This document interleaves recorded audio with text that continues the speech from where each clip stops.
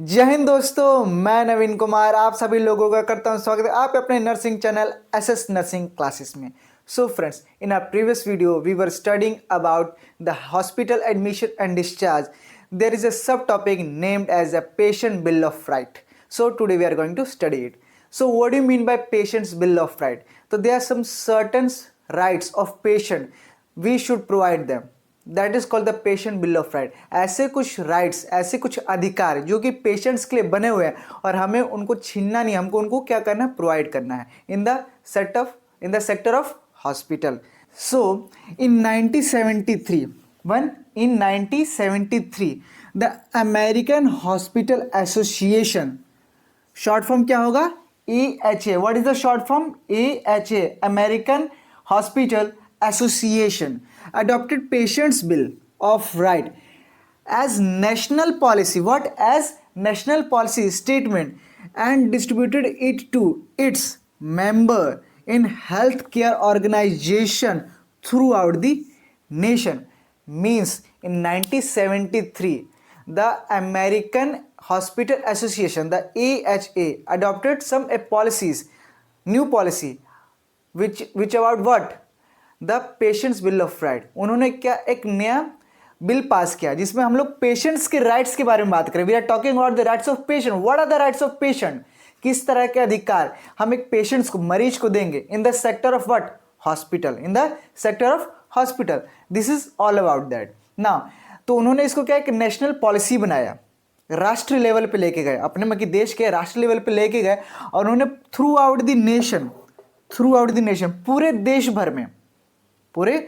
भर में क्या किया, पूरे हेल्थ केयर ऑर्गेनाइजेशन में उसको डिस्ट्रीब्यूट किया कि हाँ, ये जो पेशेंट्स बिल ऑफ राइट है ये क्या होना चाहिए, हर जगह फॉलो होना चाहिए. हाँ, इसमें बाद में इन 1992 आई थिंक, इन 1992 इसमें कुछ संशोधन भी किया गया था.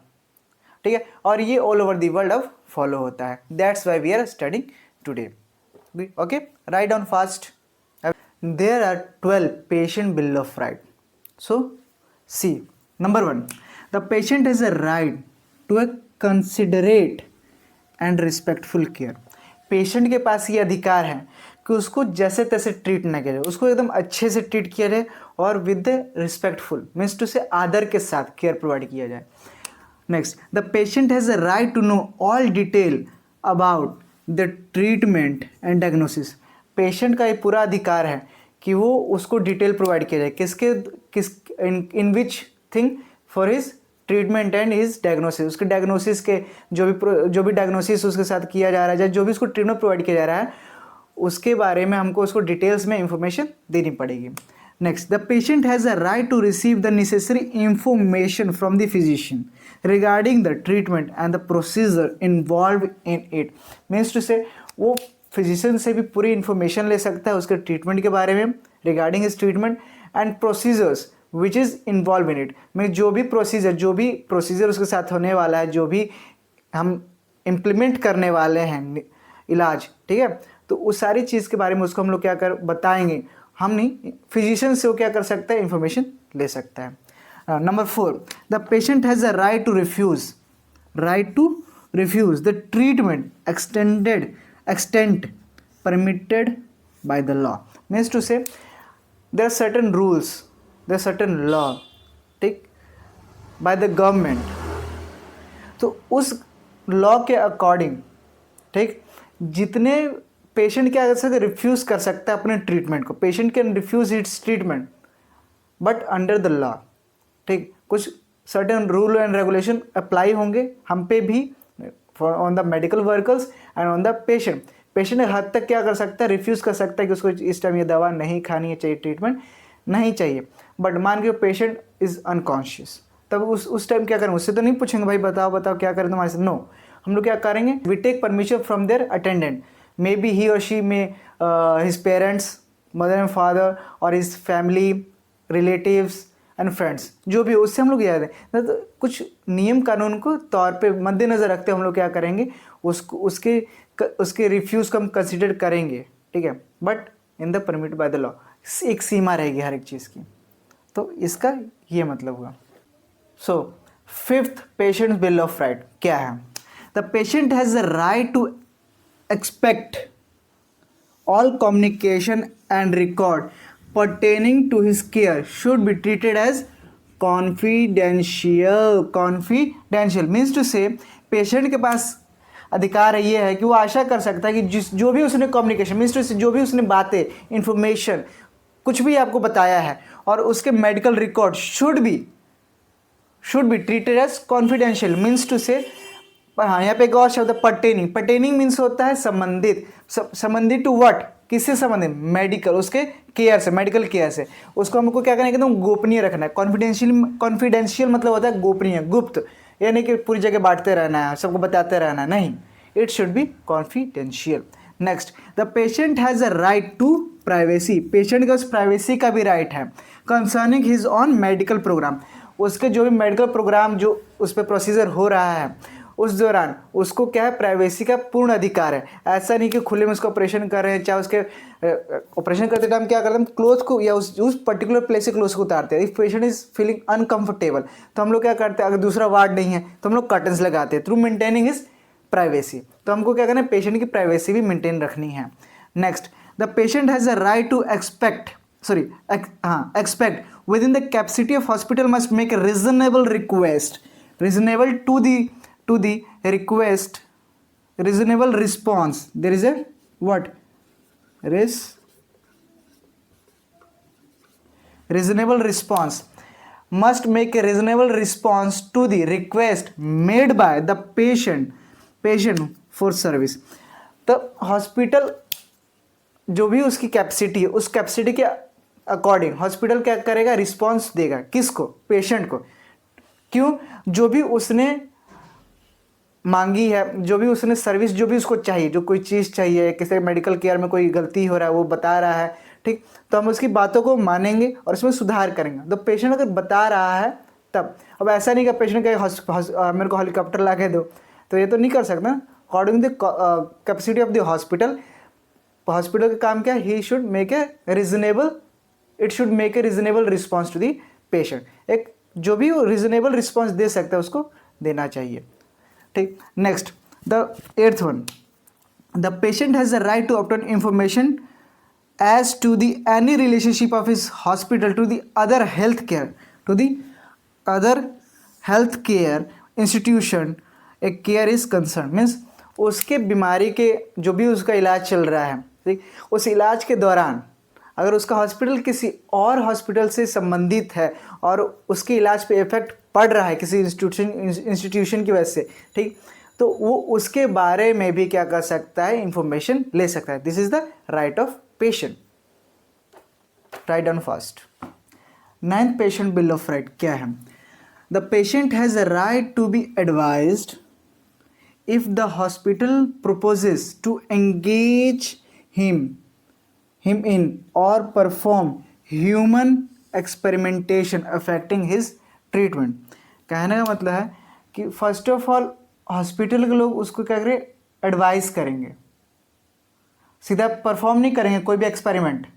First of all hospitals sector, the physician, nurse जो भी है उसको पहले एडवाइस करना है पेशेंट को कि आपके इलाज के लिए हम ये करना चाहते हैं, ये आप पे काफ़ी ज़्यादा इफेक्टिव होगा। कोई भी ह्यूमन एक्सपेरिमेंट कर रहे हो तो you should first have a concern of the patient. आपको कंसर्न लेना पड़ेगा पेशेंट से कि हाँ हम आपको इसे करना चाहते हैं, ये प्रोसीजर करने से करें कि ना करें। अगर आप उसको as a human experiment use कर रहे हो तो यू शुड पहले एडवाइस लेना है, ये ना कि सीधा परफॉर्म करें, नो। तो this is also patient right of patient. Now the 10th one, the patient has a right to expect responsible continuity of care. तो पेशेंट का ये भी राइट है कि पेशेंट ये आशा करता है कि उसका जो इलाज है निरंतर चलना चाहिए, कंटिन्यू चलना चाहिए। ऐसा नहीं कि अभी चल रहा है अच्छे से, फिर नहीं चल रहा है, फिर चल रहा है, नहीं, सीरियस हुआ तो अच्छे से ट्रीट किया, नहीं सीरियस है तो ऐसे छोड़ दिया, नहीं, it should B continue proper. जब तक ठीक नहीं हो जाए, अनटिल अनलेस वो लोग ठीक ना हो, तब तक आपको क्या करना है, अच्छे से कंटिन्यू केयर प्रोवाइड करना है। Now the patient 11th, the patient has a right to examine and receive an explanation of his hospital bills, what, the hospital bills, regardless of his source of payment।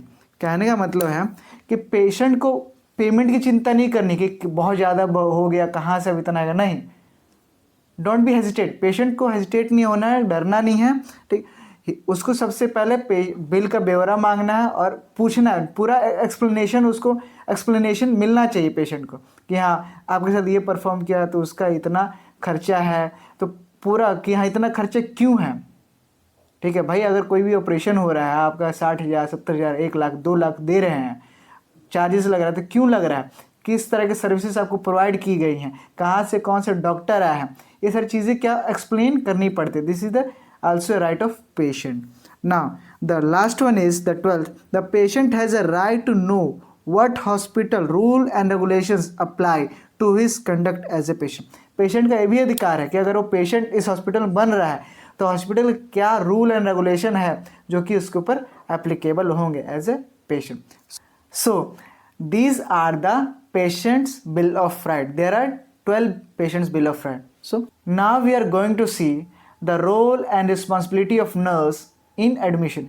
Admission के दौरान एक nurse की क्या responsibilities है, क्या role है, आइए हम देखते हैं। So prepare the patient for both physically and mentally, physically भी और मेंटली भी हमको उसको क्या करना है, प्रिपेयर करना है for his stay in hospital, कि आपको अब हॉस्पिटल में रहना है और आपके साथ अच्छा ही होगा, उसको फील अच्छा कराना, कंफर्ट एट ईज, कि वो फिजिकली एंड मेंटली तैयार रहे कि हमको हॉस्पिटल में स्टे करना है ना। Make the patient comfortable in the hospital, आगे बात, पेशेंट को क्या करना है, कंफर्टेबल फील कराना है, एट ईज, आराम, ठीक है। To give a good impression, to give a good impression of the hospital and its services so that the patient will fully cooperative with the treatment and nursing care. हमको क्या करना है कि अच्छा impression देना है पेशेंट के ऊपर, कि पेशेंट को लगे कि नहीं हम अच्छे जगह पे आए, we are I am coming at the good place in the good hospital, that the nurses, the doctor, then other medical providers are very good, उसको फील होना चाहिए, ठीक, उसको अच्छा लगेगा। When there is a good impression on the patient about the hospital, about the staff, medical staff, then he will automatically cooperate you. जब patient के ऊपर अच्छा इंप्रेशन पड़ेगा हॉस्पिटल के बारे में तो आपको क्या करेगा, एकदम कोऑपरेट करेगा, ठीक है, उसके ट्रीटमेंट के दौरान और नर्सिंग केयर के दौरान। ना it is the nurse's duty to receive the patient kindly, sympathetically and with an understanding of his illness.